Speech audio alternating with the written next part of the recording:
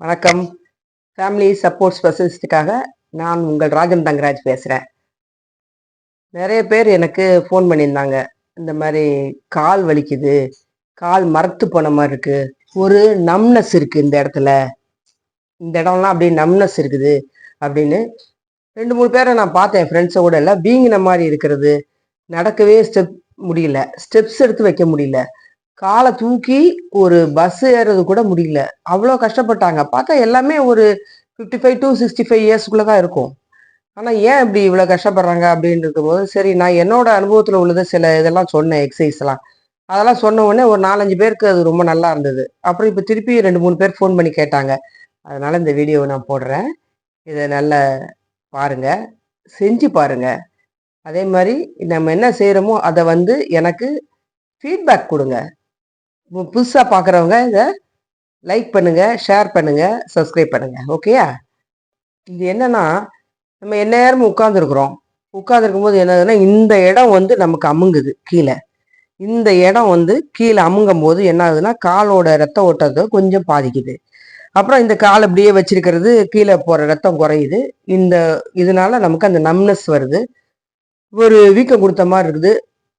காலை தூக்கி நடக்கும்போது நடக்க முடியாம அப்படியே கஷ்டப்படுறோம் நம்ம.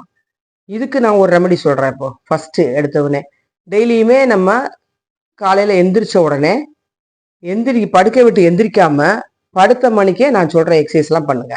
சரியா? இப்போ நம்ம இப்படி படுத்திருக்கோமா, காலையில எந்திரிக்கிறோம். எந்திரிச்ச உடனே படக்குன்னு எந்திரிக்க வேண்டாம். எந்திரிக்காம முதல்ல இப்படி கையை வச்சுட்டு ரிலாக்ஸா இப்படி கழுத்தை கொஞ்சம் சாய்ச்சி நல்லா மூச்சை வாங்கி எடுத்துக்கோங்க. அப்புறம் இந்த காலை இப்படி வைங்க ஒரு 2 நிமிஷம். 1 2 1 2 1 2. திருப்பி இப்படி வச்சுருங்க. திருப்பி இந்த கால் 1 2 1 2 1 2 வச்சுங்களா? இப்போ இந்த இடம் நமக்கு கொஞ்சம் வெயிட்டாக இதுவாக இருக்கும். இது முதல்ல கஷ்டமாக இருந்தால் கூட போக போக சரியாயிடும். நீங்கள் முதல்ல ஒரு 5 டைம்ஸ், அப்புறம் 10 டைம்ஸ் இப்படி பண்ணிகிட்டே வந்தீங்கன்னா ஒரு 2-3 மந்த்ஸ் கழிச்சப்பறம் பார்த்தீங்கன்னா, எனக்கு பக்கத்து வீட்லேயே ஒருத்தவங்க இப்போ கொஞ்சம் நல்லா நடக்க முடியுதுங்க, நாங்கள் கால் எடுத்து வைக்கவே கஷ்டப்பட்டாங்க. பாருங்க, இந்த காலை மெதுவாக அப்படி தூக்குங்க. நல்லா அப்படி தூக்கி இந்த கையை அப்படி தொடுங்க. இந்த காலு கீழே கீழே இருக்கணும், நல்லா தரையோட தரையா இருக்கணும். இந்த காலை இப்படி தொடணும். அடுத்து இதை இப்படியே இறக்குங்க. திருப்பி இந்த காலை தூக்குங்க, இந்த கையை தொடுங்க. இது எனக்கே கஷ்டமா இருக்கு பாருங்க, ஆனா ரெகுலரா பழகணும்னா வந்துடும். சரியா? இப்ப 2 காலையும் தூக்கி இப்படி தொடணும். இது ஒரு 5 மினிட்ஸ் இல்லை ஒரு 2 மினிட்ஸ், உங்களுக்கு எவ்வளவு முடியுதோ அவ்வளோ பண்ணுங்க. ஆச்சா? இப்போ அது பண்ணோமா, 5 மினிட்ஸ் அதை பண்ணுங்க. அதுக்கப்புறம் இந்த காலை மெதுவாக அப்படி தூக்கி இப்படி வயிற்றோட ஒட்டிக்கோங்க. கொஞ்சம் கஷ்டமா தான் இருக்கும். வயிறு பெருசா இருக்கவங்களுக்கும் தொடை பெருசா இருக்கவங்களுக்கு இது கொஞ்சம் கஷ்டமா இருக்கும். இருந்தாலும் கொஞ்சம் அப்படி உள்ள வச்சுட்டு இப்படி இப்படி பார்த்தீங்களா, இந்த இடம் கீழே படுற அளவுக்கு இப்படி இப்படி. அப்புறம் அலஞ்சிட்டு இதை ஒரு 3-4 டைம்ஸ் பண்ணுங்க. பண்ணிட்டு ஒத்த காலை இங்க பாருங்க எப்படி பண்ணியிருக்கேன்னு தெரியுதா? இந்த போர்ஷன் இப்படி இருக்கு, இப்படி இருக்கு. இது வயிற்று ஒட்டி இருக்கு. தலையை தூக்கி முடிஞ்ச அளவுக்கு அப்படி திருப்பி இந்த கால்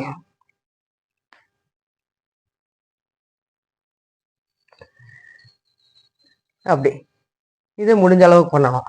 பண்ணீங்களா?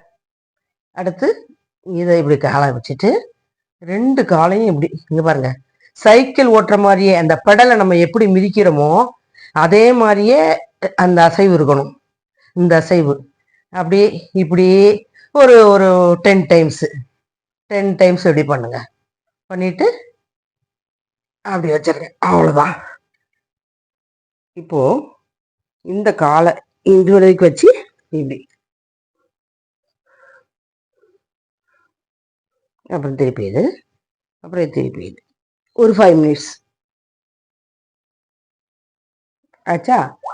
இதுக்கப்புறம் நீங்க சும்மா உட்கார்ந்து இருந்தீங்கனாலுமே முடிஞ்ச வரைக்கும் காலை இப்படி மடக்கி உட்காருங்க.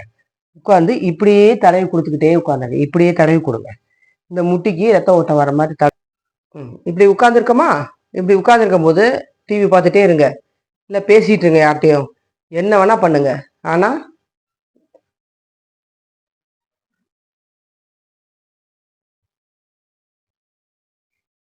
அப்படி தடவி கொடுக்கணும் காலை. சரியா? இப்படி இப்படி கீழே இருந்து மேலே, கீழே இருந்து மேலே தடவி கொடுக்குறீங்களா? அப்புறம் என் காலை பாருங்க, பாதத்தை. இது ரொம்ப முக்கியம். இந்த காலை இப்படி இப்படி இப்படி இப்படி இப்படி பண்ணிக்கிட்டே இருக்கணும். இப்படி பண்ணிக்கிட்டே இருக்கணும். முடிஞ்ச அளவுக்கு நிற்க முடிஞ்சா நின்றுட்டு கீழே இப்படி திரும்பிக்கோங்க, பிடிச்சிக்கோங்க, எதையாவது பிடிச்சிட்டு காலை காட்டு. இப்படி காலை தூக்கணும், கீழே இந்த குதிகாலை நிற்கணும், திருப்பி காலை தூக்கணும், குதிகாலை நிற்கணும். இது நான் தனியாக நடக்கிறேன். எப்படி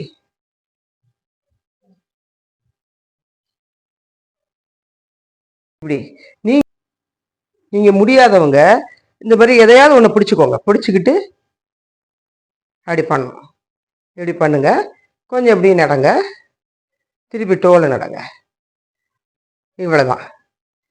இந்த மாதிரி நடந்துட்டு கீழே உட்கார்ந்துருக்கும் போது எப்பயுமே காலை தூக்கி காலை கீழ், காலை தூக்கி காலை கீழ். அப்புறம் இந்த காலை இப்படி வச்சுக்கிட்டு இந்த இடத்த அப்படி.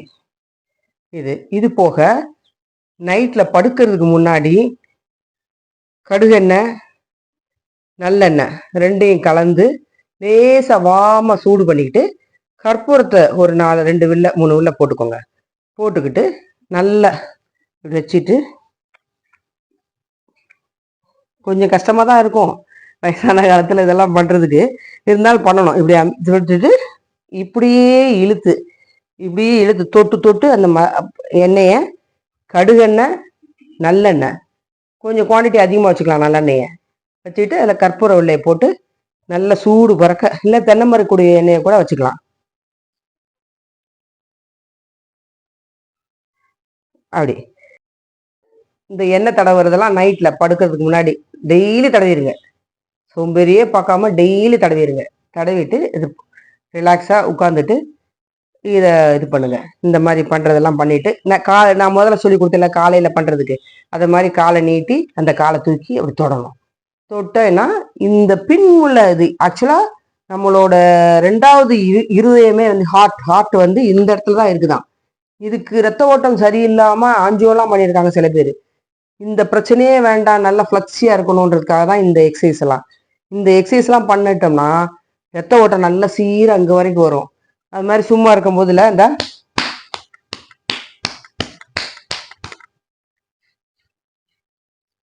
அப்படி தடவுங்க.